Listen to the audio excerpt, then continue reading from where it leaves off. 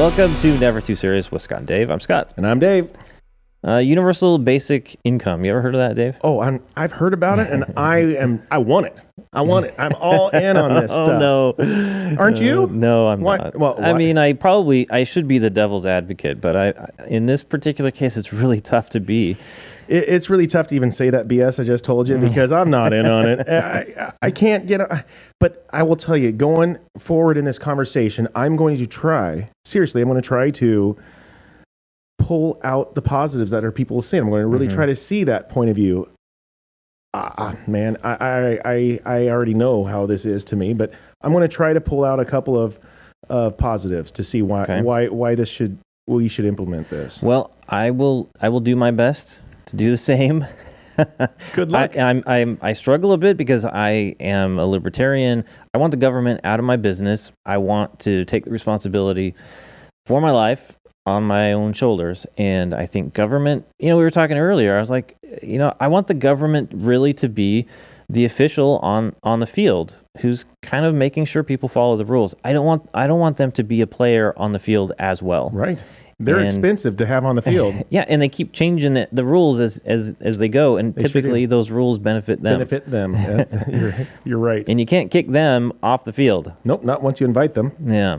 So those of you who've not heard of Universal Basic Income, UBI for short, Universal Basic Income is the idea that the government would provide a very basic income for everyone, universally. And it sounds pretty basic too. They're not even offering that much. There's a few different folks who have talked about doing it. Andrew Yang, he ran for president the 2019. He was out campaigning for the 2020 election, and he was talking about a $1,000 cash payment to everyone in the United States. That's not going to get me on board. As long as you're of age, 18 and older, you would get $1,000. If you are Jeff Bezos to the guy asking for money on the street, you'd still get that $1,000 every single month. Basically, no strings attached. You just get it because you are, supposedly a citizen of the United States. I'm not even sure that was in his plan, his citizenship. Well, this was, let me ask you, when was he actually talking about implementing it? Well, he said... I didn't say that word right just now. Implementing it. Thank you. He said, if he were to be president, he would be pushing for this law. So a couple years or a year or two later, we're having a mass influx of a lot of illegal aliens into our country, immigrants, whatever. And so I wonder how he would feel about that part of it. I know that right now they're all about giving them money and making them all... It's just so expensive. It is, but in Andrew Yang's vision, it didn't have a couple extra millions of people that, and so it would be interesting. It'd be, how about this? His idea would be way worse off with all these extra people that aren't even accounted for. It is a very complicated topic. We were talking about it earlier. Finance, very complicated. So many different factors and details. Taxes, very complicated. Unfortunately, very complicated. Yep. And then free market economy, economics, also very complicated. Tons of details. We are not experts, but no expert even has the expertise in all of those particular areas. And if it's the government that wants to implement it, oh my gosh, what do they do well? Well, and to be honest with you, this is basic income. Well, I'm telling you that a basic education should allow you to see through this or see what this is about. It is difficult to talk, but this is relatively easy to understand an outcome that could come from it, I feel. Yeah, it's just hard. I guess if it's painted correctly. So maybe we will try to help paint that because because to me it just seems like it's so easily to be such a bad thing to do. It's so easy to understand this is a bad thing to do. And I'm trying to telling myself I'm going to try to be all in and try to see if I could find some positive. Because I will tell you, getting older, I don't like working as much. I am a huge believer in I'm going to get what out of life as I put into it. And which is great because that means the sky's the limit for me. But, as I get older, sure, it'd be nice to be able to, maybe not work as hard, but guess what? I'm already setting myself up, so that happens later. Mm-hmm. I could do that on my own because and you're more responsible. successful. That's right. But I'm just saying, really, is this really needed? Dave, No. one of the things that's, I think, glaring is that people like free stuff.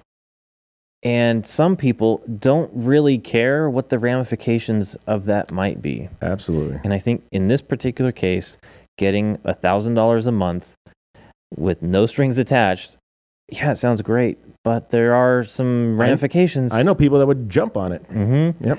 So one of the things is that it's very expensive. Tell me how. So in the United States, they're estimating if people got about $1,000 a month, it would be right around $3 to maybe $4 trillion. That's a lot. That's annually to pay this out? Annually, yes. And that's more than we even get out of taxes, isn't it? How much do you know off the top of your head how much the government gets from us out of taxes? I thought it was like $3 to $4 trillion. I thought something like that. Well, oh my gosh, you didn't pull that up? Okay, so sorry to do this to you again, Dave. This is so hard. I'm bringing up the U.S. debt calculator again. And just to kind of give us some numbers. As of today, national debt is at $29 trillion. But doesn't it ever go the other way? And it's spinning up pretty fast. U.S. federal budget deficit, this is the official one, it's over $2 trillion, almost $3 trillion. So spending is at $6 trillion. We get about 2.8. So I was off in a bad way. Yeah. So I was thinking 3 or 4. So how are we going to sustain it? Yeah. So they said, just over $3 trillion per year in taxes, and that doesn't include the cost of healthcare. The current biggest costs to the United States is Medicare, Medicaid, and Social Security. And healthcare in the United States is outrageous. And Social Security it's headlines all the time.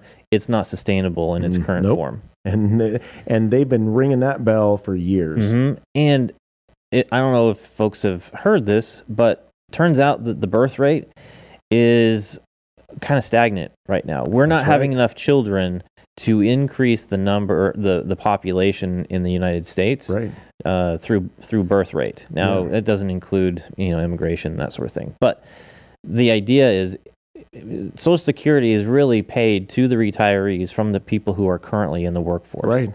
And if that workforce continues to drop, well, we're in trouble. Absolutely. Because there won't be any money when these people working retire. But you're not a senator. I don't know how you could come up with that. Well, so they're going to have to do something. Now, I'm not a fan of Social Security. I'm a libertarian. I think people need to be responsible, plan for their own retirement, and be responsible for themselves. Let me ask you this. Would you have rather have, let's say, right when you joined the workforce, say the Social Security, how about you just put that in a savings account for me? And I'll just try to invest that money that I have to pay out to, like, if I ever had to pay money, instead I'm paying it to the back people, right? Yeah. Mm-hmm. But if there's going to, number one, they shouldn't just take, my point is if they don't take it out, I could take that money and put it into a bank account and take care of myself. Mm-hmm. That's right. So here's that's a little test that if they ever want to check on something social that's been failing slowly through all these years. Anyone who knows anything about finances knows the power of compounding interest. Mm-hmm. If you start when you get your first job, just putting away $100 at it, every paycheck, by the time you hit retirement age, you'll be a multimillionaire. It's a very powerful thing. If the government forced you to do that very thing and put it in some sort of investment account and just left it there, the citizens would be in pretty good shape. Right. But instead, the government has taken it upon themselves to take that money and take it from you, put it in their own coffers, and in some cases, not spend it on your retirement, but on other things. Right. They put it on other things thinking that it's going to have some payback, or it's not even theirs to be touching in the first place. It's unnecessary. And at some point, there has to be a shift and I don't know at what point that would be, but people really need to just be thinking in terms of what they need to do in order to be prepared for their time of I retirement. agree. And friends or family or loved ones, I have very little sympathy if they didn't want to put in the effort to get themselves prepared for when they're getting old. Mm-hmm. And it should fall back on them and maybe their family, but it shouldn't be their neighbor, because they just didn't want to put in the effort. Mm-hmm. My wife and I are doing our best to have a nest egg, I guess you could call it, to live off our own and not rely or take away from somebody else. Mm-hmm. I truly am a person that I have a hard time asking for help, and I would have a hard time just taking it, knowing that it's costing somebody else. Especially when I know I could do it myself, if you allow me to. You have some pride, yeah. So they're talking a little bit about how do you afford this? Yeah. Andrew Yang his plan was to not kill the other welfare programs that are going on right now. Oh, he was saying, I wonder how much that costs us a year. Well, a lot. And then he wants to add this extra $3 trillion on top of it. Yeah, I think the other programs are over $1 trillion a year. So with this, he's talking about having an option of choosing whether you get this universal basic income or these other things. Now, you cannot have a basic income of $1,000 a month and still afford government health care. It's an enormous cost. So his thoughts were, well, you got to make a decision. Which one do you want? Do you want the cash value or do you want the other health care? Well, if you're young and healthy, maybe you're just going to choose that cash right there. But again, the cost of doing this is so enormous. How would you pay for it? Well, they are talking about a tax upwards of 75% of someone's income. Okay, so 75%. So let me ask you, when your drive is to succeed in something, and you find out that you have to put in significant more time to make those goals. If I go to work and find out essentially that I am now, how do I say it, taking home 3/4 less money, what's the incentive to fight or to? I say fight because a lot of times you have to work hard to get what you get. But why would you expel those? Why would you want to? Those resources, right? It's like a circle that won't. I look at it come around. Just to make the numbers easy. What if you had you're working 4 days, 10 hours on each of those days. So you're working your 40 hours in a 4-day week. In this case, you're working 3 days out of that 4-day work week for the government. That's right. You're only getting back that 1 day. And by the way, this doesn't all of this stuff, in my opinion, demotivates someone to work harder and go farther because there's a certain stage where it just requires too much effort. I was watching all kinds of different videos on this, and I'm so tired of hearing people say that the rich don't work hard. It is such a lie. The reason that they're rich is they have certain skills, but they also have a work ethic. They have done some things that you would be very surprised if you were ever to sit down and talk with someone who's, a multi-millionaire or a billionaire. My guess is Jeff Bezos, Zuckerberg, Gates. These are people who don't just sit around. Now, understand that I think that there's some rich people that, that they just come up with, their own perfume line or, that's, pre-made for them, but that's not really, accomplishing much in life, but those are. Well, I'm a free market kind of guy. So if you're producing a product that doesn't cost you a ton of resources, I think that's good because you've created something of value that other people, of course, value. That's good. That doesn't mean that person is going to sit back and eat ho-hos and ding-dongs on their couch watching, daytime soap operas. These are people who they have these successes and they're driven again to do more. Well, to your point against mine a little bit is, all right, let's just say if I want to pull somebody similar to a Kardashian that, their name enough is popularity as it is. And if they do come up, not them, somebody else creates a perfume or a clothesline and they just say, hey, we want you to put your name on it, blah, blah, blah. So, but there's people that are going to have to make that. There's people that are going to have to, promote it and sell it. And so that does create jobs and stuff too. So there is that. Okay. So my wife, she loves these reality shows, and just because I want to, kick back and watch TV with my wife. You have to watch these? I watch some of these things. Those are lies. She has to sit there and watch these with you. No. So a few nights, maybe it was a couple weeks ago, we sat down and she's kind of flipping through these different shows, and she came across one with Paris Hilton. And it's kind of like a documentary style. It follows her and what she does, and she is totally not the person that I thought she was. I looked at her as like she's like a Kardashian. She's the original. She's the one, the first influencer. Yep. And that's funny. But watching the show, you start to open your eyes and you go, "Oh my God, this girl works way too much." At some point, she's going to kill herself because of the amount of resources she's expelling. Yeah, she's grown up a little bit. She is her hands are in so many different projects. It's an incredible amount of work and time spent. She'll fly around to these different places, and she's not just flying and hanging out, drinking, cocktails. She's working during that time. Her downtime is very, very limited. Yeah. She says she can't even sleep at night. She takes, keeps her out of trouble. Sleeping pills and other things. She's talking about the amount of time she spends working. It's not just free. She was even talking about this boyfriend that she had, and they don't see each other at all. And she doesn't want to be... That's a relationship that will last.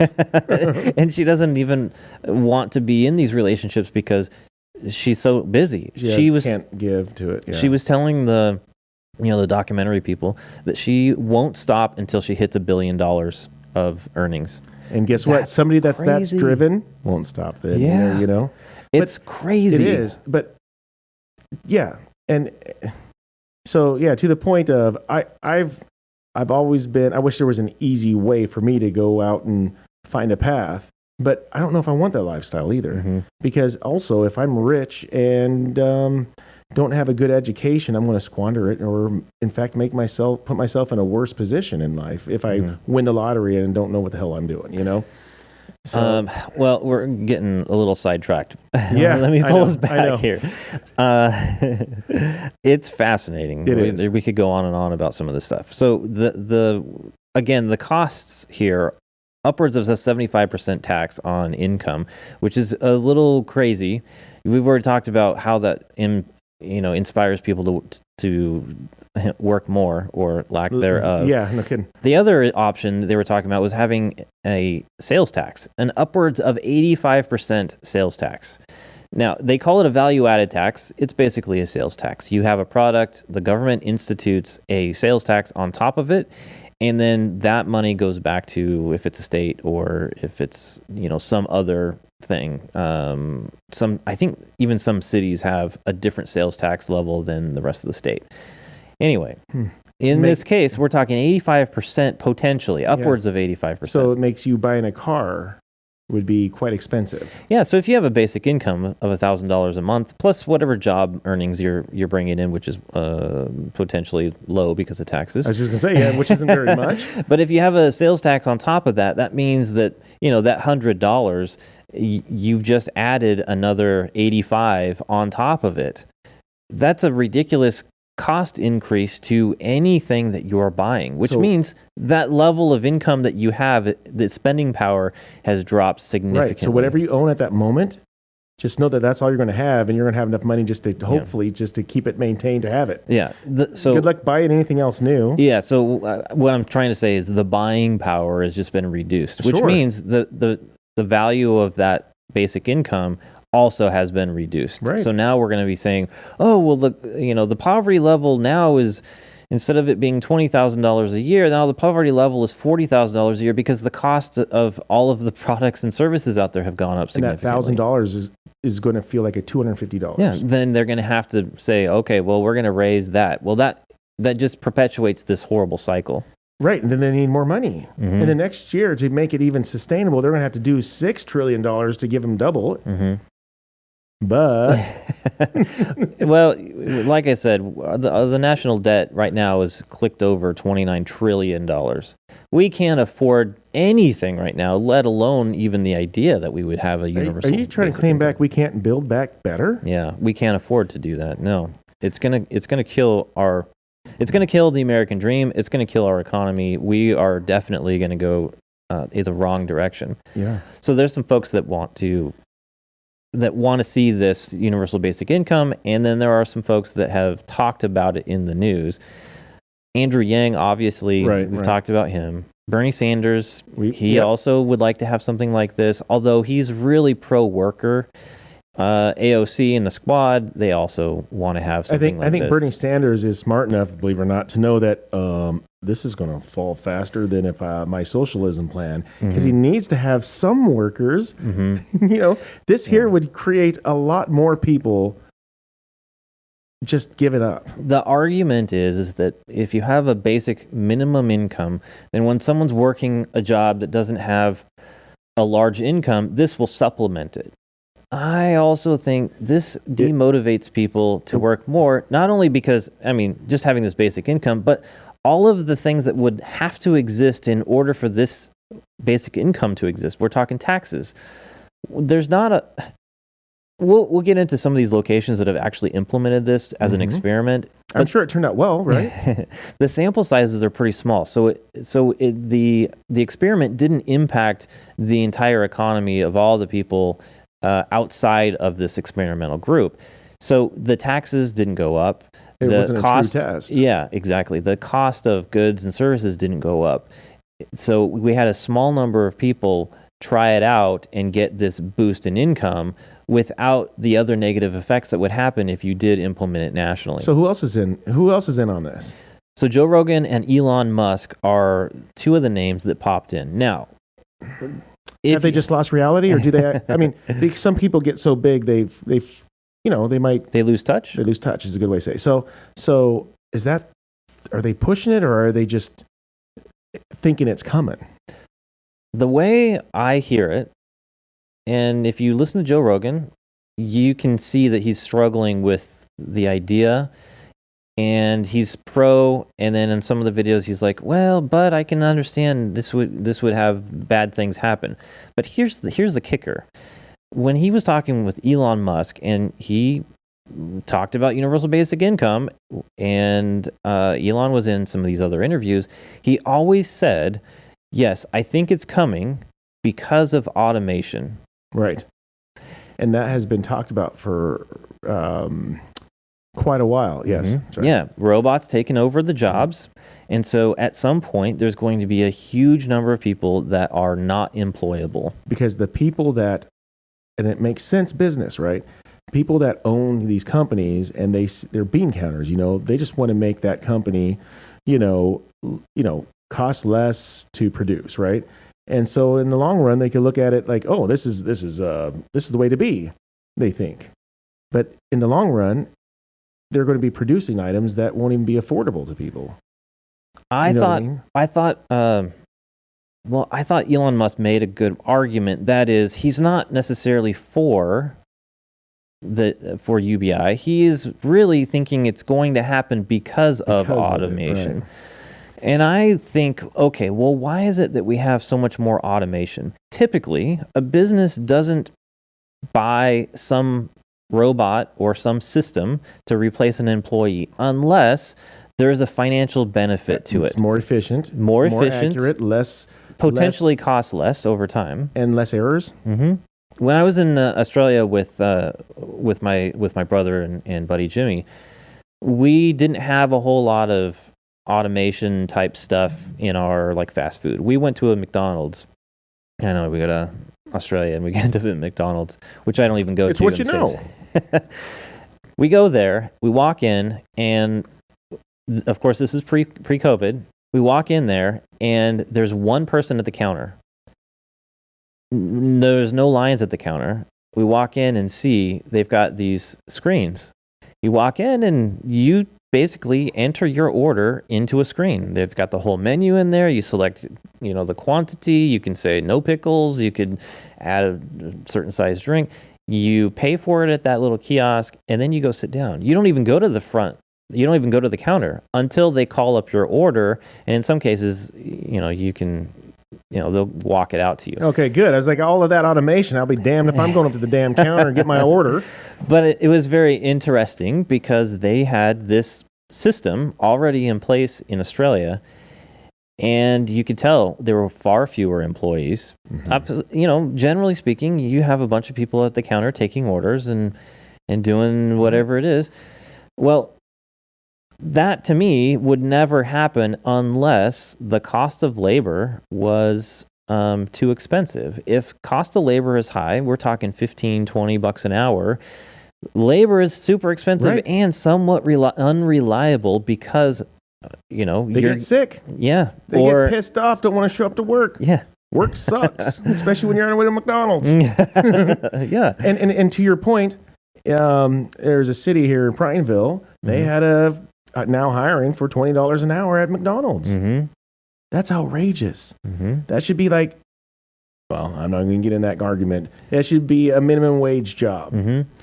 And the cost of their services, their products or whatever, the cost of their food goes up because the cost of labor goes up. Now, if they can get a machine in there that maybe costs the equivalent of, let's say, $25 an hour, but it's only $25 an hour for the next 5 years, it might be a better investment long term. Except for show me a company that ever reduces their costs. They might implement all the. If let's say 2 years ago, let's just say a burger was $3, right? Well, now stuff is getting a little crazy. It's like $6 easily a burger. So now they're talking about implementing these machines. Well, they're going to implement these machines, right? And let's say it does give them savings. They will not go, all right, guys, we've got that burger for $3.50 now. No, it's still going to stay at $6, and it's still going to keep going up from there. Well, and there's a lot of factors that get involved with pricing. But I'm just saying that just because they add stuff that is going to be savings, it's not going to come back to us. Well, in this case, we're talking labor, and if you can get a machine to do the job of a human work that doesn't have all the problems that humans have. It might slow up the progression of costs. And over the long term, you'll save money and headache, by the way. Then why wouldn't you implement it? Now, if the minimum wage, or there wasn't a minimum wage, if the minimum wage was, let's say $10 an hour, and in McDonald's, you could get enough employees to come in at $10 an hour, then the cost to implement these automated machines would be too astronomical. It wouldn't make sense on paper to go that direction. So you wouldn't need the automation, which means those jobs remain. But the cost of labor is getting so outrageous that it only makes sense to automate with technology. And so having a universal income from a lot of these people who are promoting it think that they need it because the automation is taking the jobs away. But if labor didn't cost so stinking much, we probably wouldn't be progressing so quickly in those particular areas. Andrew Yang is talking about big, like long-haul drivers, truck drivers, and said, try and convince the truck driver, that once they lose their job, that they can go retool and become some other like programmer or some other job. They can go work on those windmills. Yeah. Good luck convincing that person that is even a possible scenario. Yeah. So he says, in those areas, because automation could replace those truck drivers don't have any other options, and so a universal income would take care of, or at least help supplement their income by working something that paid them less, because they are now a low-skilled worker in a different industry. Well, it's kind of funny. I'm just jumping. Okay, bear with me. This is a hypothetical. So let's say they did implement this, and they have all these automated trucks that take care of themselves. Well, guess what? They're going to run themselves out of work too, because there's going to be less things that they're going to be delivering because we won't be able to afford them. We're going to be going to Amazon a whole lot less because my money doesn't go quite as far. In fact, it won't go anywhere. In fact, I'd be scared to death of spending it. hold it and hoard it. I don't know. I can understand that automation can, replace jobs and that sort of thing. Again, I think because I'm a free market, libertarian, I think that if you are working a job that you can see the end coming, you need to start retooling then. You need to start thinking about your future. You shouldn't be thinking, well, someone else needs to think about your future. You are the one controlling your life. You are there underneath somebody else's, riding somebody's coattail, essentially. Yeah, and if you can see the end coming, automation in truck driving is not going to happen, tomorrow. It's going to take a while. And if you see that coming, you should probably start doing something now to prepare for a different line of work when that time actually comes. The only negative thing, or only thing about that to me is that I feel you could see that, and let's say you go, okay, this is going to be an issue. I'm going to come over here. But the problem for me is that you can't avoid it. Mm-hmm. You can't displace yourself so much because this happens. It's going to affect the entire country to where you cannot go to another job to make it right because the cost of your taxes are going to be so high that nothing is going to compute eventually. Well, I'm saying if there's no universal income, if there is no universal income. If there's no universal income and your job is ending, as a lot of industries end because of automation, it doesn't happen right away. You can generally see it coming, and you need to start retooling your own skills so that you can be prepared. If there's no universal income, I missed that point. The other is, and you were talking about earlier, which is, you and your wife kind of working on a nest egg and preparing, for retirement and not being dependent on anyone else, but self-sufficient. Okay. In that, I think that's a terribly responsible thing to do. That's what people need to be doing. Not only should they be seeing ahead, and of course I'm going to be an insensitive jerk as I say this, you should be looking ahead, retooling as you see necessary, but at the same time having enough financial sense to know at some point in time something could happen to you and you could lose that income in an instant.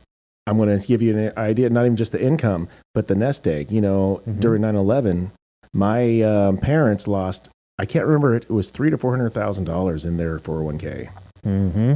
And that was, they were doing okay now, but think of what would happen, where they would be if that didn't happen. Mm-hmm. Their nest egg would have been huge, But there's a lot of things that can happen that you could be planning, and even if things are going right, mm-hmm. you could be planning and it could be taken away. So, a responsible person has to have their ear to the ground, or they have to be focused on what's coming, because it seems like these days, so many people are just trying to find a way to not have to worry about looking ahead or figuring out how to survive. Yeah. Let's take a quick break. I want to talk a little bit more about that productivity. And then I want to talk about some of the places who have, they've actually implemented some of this. Oh, good. I want to hear some success. All Great. Right. We'll be right back. Dave and I appreciate you listening to the show. Please take a moment and write a review on Apple Podcast or podchaser.com. And since Spotify doesn't currently have reviews, simply telling your friends about the show would be great too. Also, you can always reach out to us at our website, nevertooserious.com, or via our socials at the NTS Podcast. And seriously, from the bottom of our hearts, thanks again for listening to the show. All right, we are back. All right, you were talking about productivity and the incentive to continue going when, you're getting this basic income from the government. I wanted to, because I know that you're a good parent. Thanks. You teach your daughter some things about life and, working hard and earning it.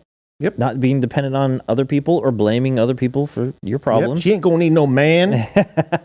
She's going to strive to earn her own. Yeah, that's right. But I want to see what you think about having universal income and what that teaches our kids. Oh my gosh. The first word that comes to mind, and mind you, is laziness, but the expectations that isn't involved actions from themselves. And it's hard to swallow. Minus that I feel that there's a lot of prolonged negativity to it, but I feel that there is something to be had for when I build something or I go work and I might even ache or hurt, and then I could look back at what I did, and I know it was done and I did it. Not just that there's something to be said for something that you've done and not that somebody's done it for you. Mm-hmm. And I feel that when people talk about building character, well, there's a reason for it. You need that. Work is good. It creates structure. It creates additional skills. It gives you purpose. There you go.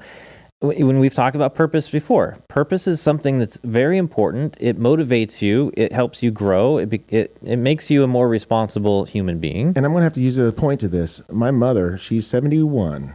She retired a few years ago. She went and got a job. Mm-hmm. And it's not like a crazy job, but she went to a local area here so she could just help feed animals.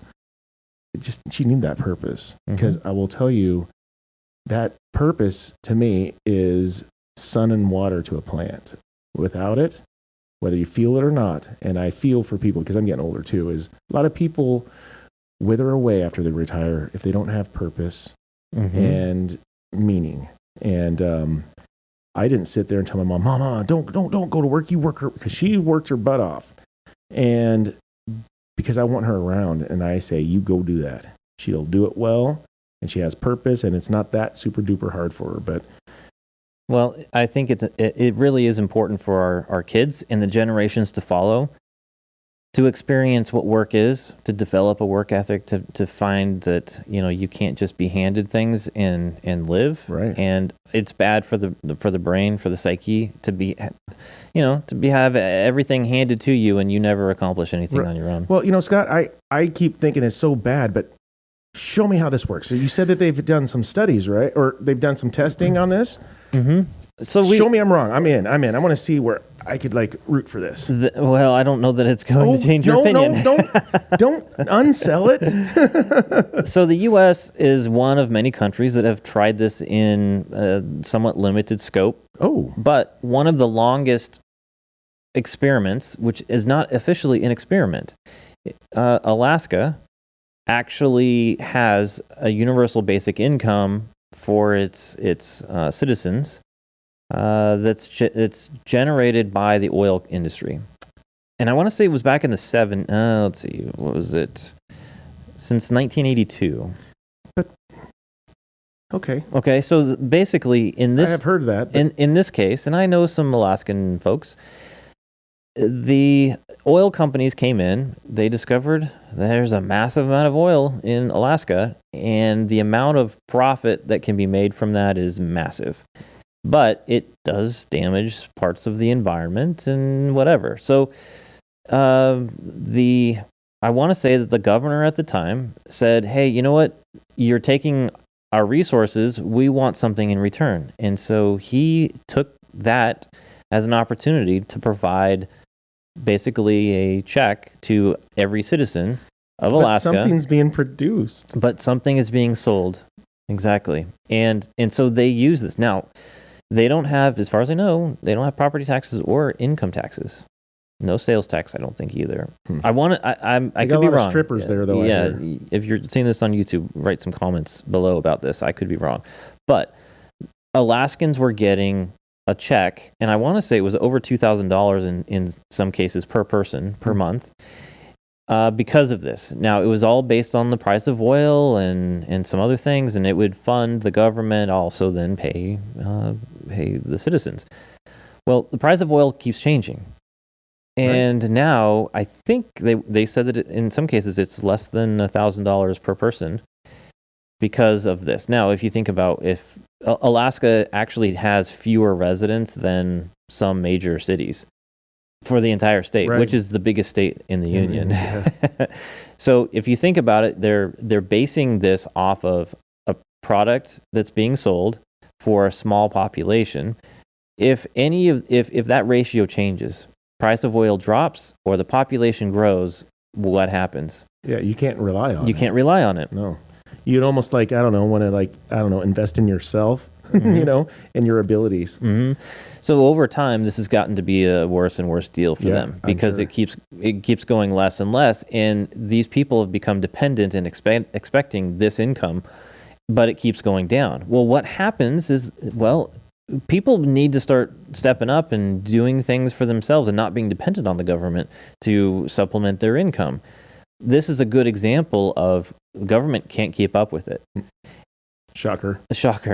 And so people need to be responsible for themselves and their family and do something that's going to not be dependent on that other thing. And so they've been doing this, I mean, from 1982, and they're still doing it. But it's tough because Alaska has a state debt. And I can't remember if it's like over $1 billion or not. I'm actually going to take a look at Alaska's. Let's see. Alaska. I'm looking at the usdebtclock.org. Population of 700,000 people. And their debt is, oh my gosh, $9 billion with a B. $9 billion. That's Bezos could have paid that off in a weekend. I'm surprised. I didn't realize that it was actually that high. It is too bad that all of our rich folk that do make a lot of money don't, I guess it's a bad investment. I wouldn't do it either. But, pay us off so we're back down at zero. Give some charity that way. Mm-hmm. But then again, you do that, then our government's just going to rack it up twice as much. Yeah, no one's learning any financial responsibility. That's right. And this is universal in the United States. That's why that was a bad joke. It's crazy to think how irresponsible people are with finances. Yes, that's why I kind of was touching on it, but oddly is, it's said that if somebody wins even like $300 million in the lottery, if you don't know what the hell you're doing with your money and you're making like $600 a month or to $2,000 a month, this is not going to help you. It'll make you worse. You'll end up being in more debt. So there's a few other places that have tried this. North Carolina tried. You mean that's not still going and successful? Oh, no. North Carolina had tried it. They said since 1997, revenue from a casino on tribal land had been given to every tribal member. Okay, now basically no strings attached. Again, we're basing it on some product or service. In this case, it's gambling. And if you increase the population or you decrease the revenues from that particular thing, this amount of money is going to change.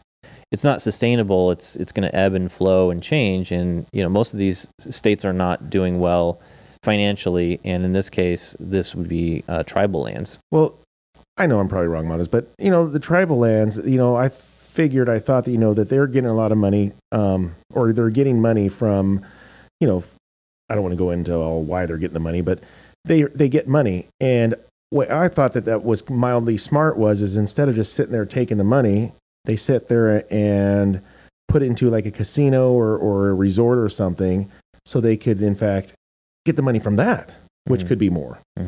So I will say that it was kind of, but that was almost like a community decision too, though, it seems like. Well, there's a few different factors that I think are worth noting in all of these scenarios, and we haven't even talked about some of the other countries that are doing it. The goals have often been to help people who are unemployed. And I want to say almost every single experiment, it has not helped. It has not changed the unemployment level. Now, it's helped some of their emotional and family status because they have this extra money that is above and beyond what they would normally have without it. But it's only temporary, though. Yeah, but it's temporary. Because when it's over, they're probably going to be feeling worse off than before they didn't have it. And it hasn't really changed the amount of employment in these particular cases. No. It hasn't changed whether someone got employment or did not get employment. It didn't make any change to that particular thing, at least statistically speaking. And it's just like a bonus that they get. Yeah. And again, we kind of touched on it earlier, which is these are all very small samples of this particular program. And with all of the impacts, if you did a universal, of course, we've talked about all of the taxes and all the costs involved with implementing it nationally. These little experiments are all very small number of people, and so it hasn't impacted the economy outside of these people. So the cost of goods have not gone up. Right. The cost of all these other things have not gone up. So they these don't people really know they can actually take it as a bonus and move on their merry way, not go, oh, well, I get this bonus, but oh my gosh, the gallon of milk is $17. Yeah. You know, like I can't, or my other monies is so taxed so heavily. It's like, okay, I just need this $1,000 now just to supplement what I've been paying in taxes. It's not a very good test of whether it would work universally because of these particular scenarios. It's almost like it was made to not benefit them at all, but to... And so they're doing a lot of these tests because they want to see how it impacts employment. And so far, it doesn't really show any significant difference in employment. And that's because it's an isolated thing. It's not universal. But these tests are they going on now, or is this pre-COVID testing too? Well, Because good point. It's good point. Think about the cost of everything. Right now, inflation is going up significantly. Folks are still out of work and still on unemployment. Some are running out of that unemployment, and so some of these labor statistics are starting to change. But it's really hard to find employees to work right now. right. And that's one of the reasons why some of these companies are willing to pay more to get people, because if they make more than they're making on unemployment, well, that's enough to justify getting off of unemployment and getting a job.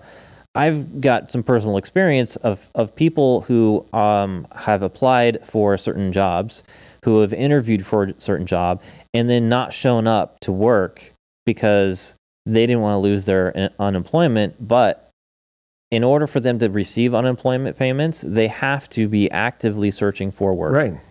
So I don't know how people are really My wife had in fact, you put in a pool and you're in a pool. You don't get to just get it. You run out of that amount of money and you're done. But so it's bizarre to me how people can stay on this over and over, or people get on unemployment that haven't even had a freaking job. Yeah. Well, sometimes unemployment gets extended. Sure. Yeah. But this is true. But at the same time, how are these people constantly like there was in the news that they were always saying, like, well, people are just wanting to keep their unemployment and not get jobs. But it has to run out. My wife's ran out. If she did not go get a job, we would not be taking any more money. How are these other people not having that? How are these other people still having a choice? I don't get it, other than fraud. Yeah, and I know there's plenty of that. Yeah, there is. Yeah, Canada they'll make it work. I want to say in Ontario. In Ontario, they had like 4,000 people who were part of this program. And they thought that this would be a good thing that they would be able to implement across, the entire country. But what they found is after a couple of years, the cost to maintain it was so enormously high, it was just not sustainable. And this is only for 4,000 people. Right. And what we pointed out and talked about before is it's still a shitty test. Yeah. Because they aren't experiencing how inflation would react as just one issue. And so if this became successful, they'd be like, oh, hey, let's implement it. And then they would really get the test. But here's this though. They're not even getting the issues with inflation, all this stuff, and it's failing. In other words, it's just a bad idea from ground zero. I've got an article from Vox, and I don't rely on Vox for much of anything.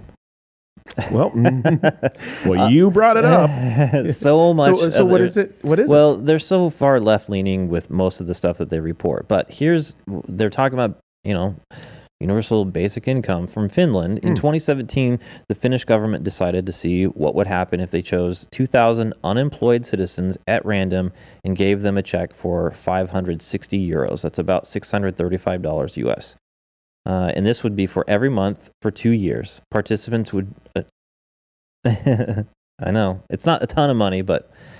So participants were assured they'd keep receiving the money if they got a job. So there's no fear of them losing that if they did get a job. This would be like a big old bonus for them, but they're still paying for it. All right. Okay. As it turns out, the income didn't help them get jobs, but it did make them feel happier and less stressed. Because they were suckers to realize that they're paying that to themselves at a higher rate. Yeah. The recipients, they also reported that they felt more trust towards other people And here's a big one: social institutions. Okay, we talked about, when you become dependent on the government, yeah, you're probably going to be a little bit more nice to them about stuff because they're giving you something. Yeah. This is often... Which creates more power to them. That's right. It often creates a power imbalance where the person who's receiving the benefits often is submissive to the person who is giving it. Well, it's like a lender. Like you're the slave to the lender. Yeah, there you go. I mean, it's... Mm-hmm. Yeah, so they ended this trial in 2018. And would you give up everything for $560? Or euros? I'm sorry. It's not a whole lot of money. And again, the goal was they were giving it just to unemployed citizens with the whole idea that these people would go out and get a job because the job would then provide them, this would be like a bonus. They could get a low-wage job and still survive because they have this extra money. And what the experiment found out is it didn't statistically show any improvement in getting a job. No. But, yeah.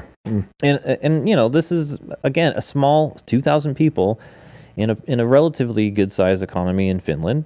So they didn't have all of the other universal costs that would be associated with UBI. Man. Yeah.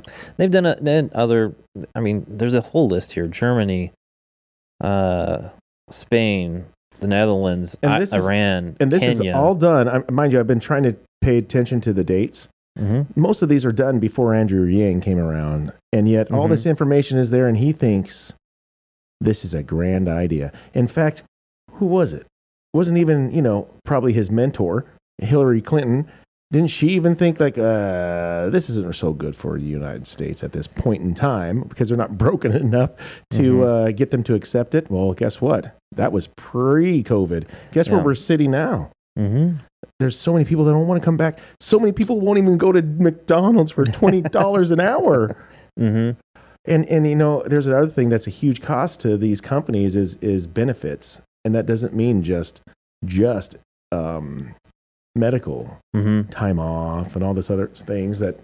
Mm-hmm. Well, the argument by a lot of these people who believe in UBI, they say that they want to reduce the poverty because poverty is a big key factor in someone's success. They're talking about these families where the kids are living in poverty and they never get out of poverty because they never have the money to do so. And they say, oh, well, if they have a basic income, then that'll get them out of poverty. Well, it turns out that people who are in poverty, generally speaking, don't have a handle on their finances to begin with. That's right. They also oftentimes are single parents living in an environment where you're also surrounded by other people who are in the same situation. I'm going by Finland here, so bear with me. Okay. Because they've done it. Though, if $650 is supposed to change your life, you are doing something wrong. Mm-hmm. Like if you need that to change, trust me, I know that that's a lot of food. You could feed somebody for a month. I get that. You could maybe that could be at least your. But I'm just saying is if you need that to really help you. You could do more. We're human beings. We have the amazing ability to do great things. And I feel that we are, as a whole anyways, it's terrible. So many people, not as a whole, are just so damn lazy-minded and that aren't willing to get up and go work for anything. Well, Andrew Yang is saying that the people who would receive these things and shows history of this. The people who receive these benefits often say that it improves their emotional state. It gives them an opportunity that they didn't have prior to buy some of these little extra things, potentially groceries, potentially a car, or do some maintenance or whatever it is. But my take on it is that everywhere that this has ever been tried has been an isolated small group, and those particular results, they do not experience the outside potential effect of a greater universal for everyone. Because if they felt that euphoria of it, why did it fail? Yeah. If it was so grand, why did it fail? It's Well, it's so frustrating to me. It is frustrating. Because we earn what? I'm proud to know you, watch you growing up, and Scott, trying to say this because I respect your parents, and they did, the best they could, what they could do. So I'm not going to try to say that, you lived in a shack, but your parents and you guys struggled, right? Yeah, big time. And so, and that's with respect to them. Okay. So did mine. Mm-hmm. And so when I get to see you today and where you're at, and somebody else might not get it because they just think that maybe it was given to you. Mm-hmm. My white privilege. That's right. And it makes me so proud to know that you, instead of, even back before all of this, you could have taken an easier way out, mm-hmm. but you want something, and this country allows you the path to achieve it. But you could have, I don't want to say easily, but you could have stayed in the lifestyle that you were raised in. Again, mm-hmm. I'm not trying to knock it mm-hmm. because I just won't get into it, but I'm not trying to knock it. I'm just saying that you wanted to move forward. You want to take the baton that was passed to you and give it to your kids so they could take that baton mm-hmm. and grow, right? And it's great to see. And I don't think that would happen if you had the mind of, what is somebody going to do for me? Mm-hmm. So it's awesome to see that you're the kind of American dream, what people talk about. I totally agree. And I kind of kid that, white privilege, but I've been accused of having white privilege from people that I know personally. Right. And they don't know, do they? And they don't know that, for a lot of my childhood, I did not live even in the same house for over a year. We jump around. There was a lot of different things in my childhood that would have, if I allowed it, it would have perpetuated to my adulthood. Can I say something? Yeah.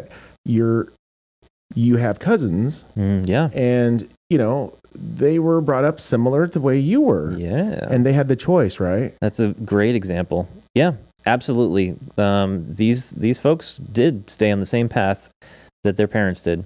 And we grew up in a very similar environment, and my brother and I are in a completely different realm than the rest of the cousins. And I do believe that there are factors like your mom is not the same as her sister. Mm-hmm. Your dad is, Sure. You guys, just because you were there didn't mean that you guys were, looking to, I don't even know how to call it, but like they gave up, Mm-hmm. That's not, they were doing good to you guys for what they could do. Oh yeah, I got great parents, Yeah. and thank goodness they're still around. But I love my parents. They did exactly what they could, but of course I didn't grow up with a whole lot of financial sense, and that's the skills that I've had to develop through the years.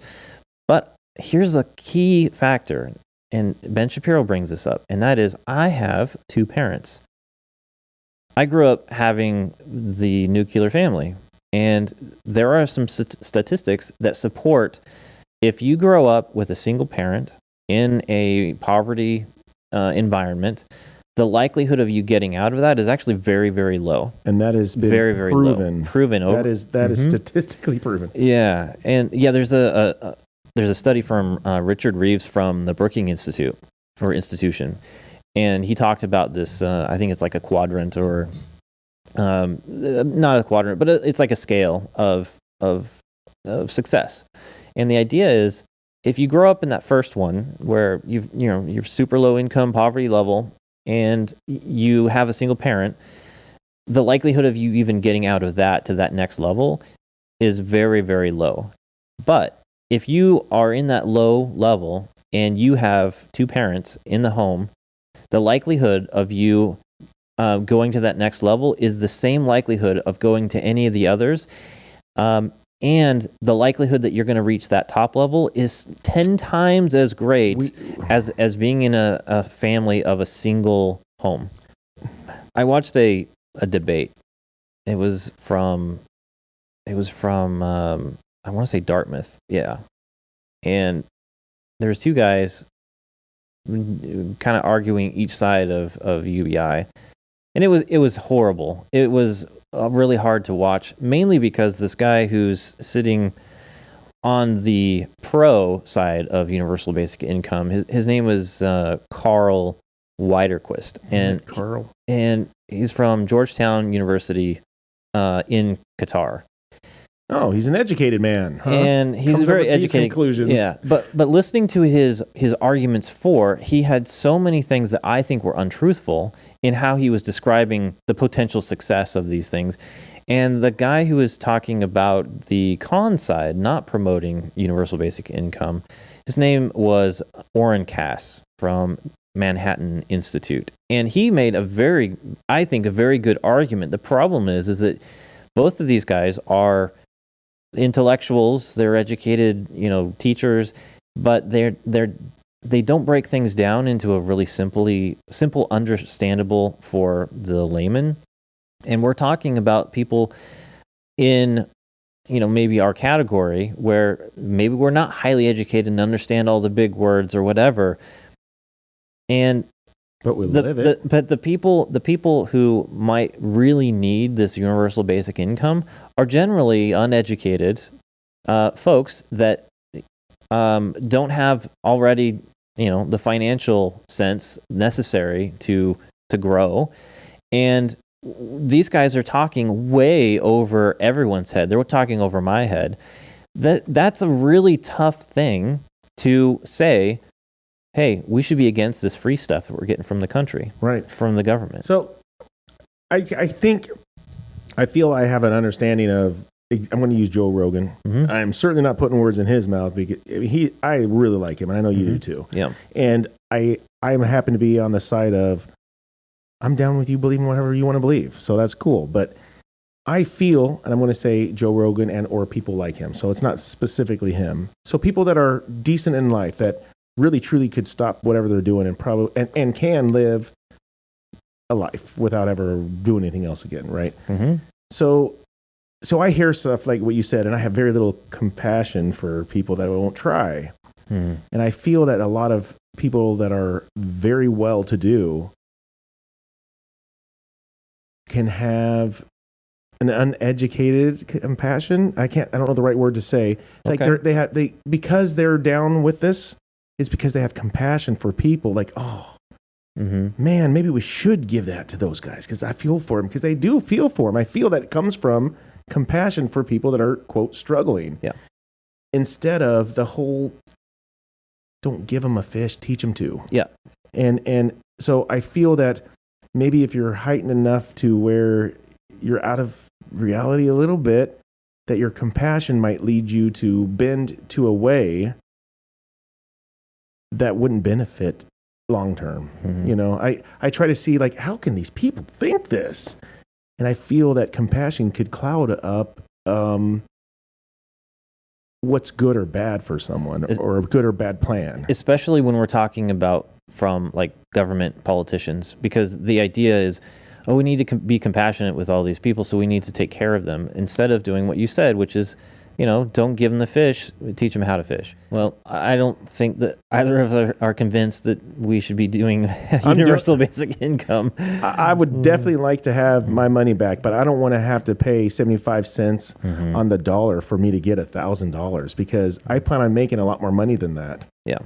So, well, I think personal responsibility, take care of yourself, plan ahead, make adjustments when you see there's trouble ahead. And start at home in the family and teach your children. Mm-hmm. And be examples for your children. I didn't say any of that. I will teach them and give them a book and I will act silly and stupid. No, Scott is 100% right. Yeah. All right, let's wrap it up. You see? Yeah? Well, that will keep me from having another kid. Okay, let's wrap it up. No. That's another joke for Tony. Yep. It is. It is. All right. Thanks for watching. Catch us on YouTube. Give us a thumbs up, subscribe, hit that bell notification. Yeah. All those things. The YouTube algorithm, I tell you, it's the weirdest thing. But if you put some comments in there, and of course we'll respond. Yes, we will. It helps to promote our channel, which will hopefully grow the podcast. So if you see us on YouTube, that would be great. Participate. We will participate as well. Yep. If you're just catching us on the audio, we actually have, I don't know, how many different podcasting platforms? A lot. Yeah, I can't count. I only have this many digits. Yeah. And that's 7 or 10. Yeah. But Spotify now offers video, so you can catch the video version on Spotify. All right. More information on our website, Dave. Never2serious.com. And an email. Mailbag at never2serious.com. There you go. All right. Until we see you next time, take care. And be safe.